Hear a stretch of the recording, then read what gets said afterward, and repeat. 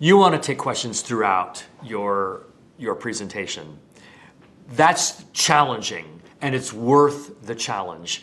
Waiting until the end, it's almost like you're hoping that they're going to forget.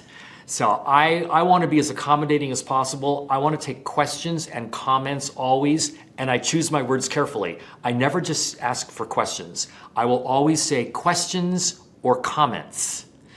Because especially in my field, a lot of the stuff we're talking about has gray area. And I want people to know that they don't have to agree with everything I say. In fact, if they do, their experience might be a little bit diminished. I invite debate. And so I want people to know that they don't simply have to ask a question. If they have a relevant comment that they want to make, they can.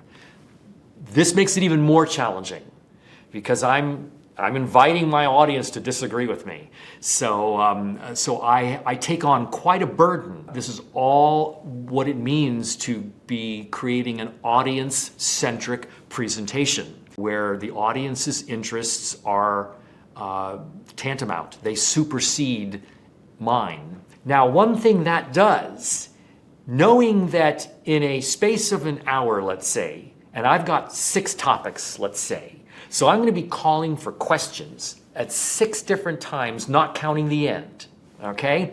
What that means is that if somebody wants to pipe up in the middle, it's easier for me to shut them down because they all know that I'm going to be calling for questions sometime in the next several minutes.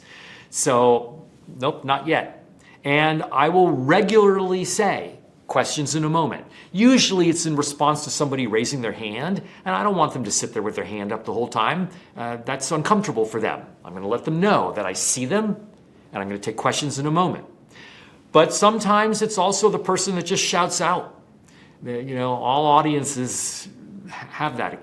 And so I feel like I can be firmer with them, knowing that they only have to wait a few minutes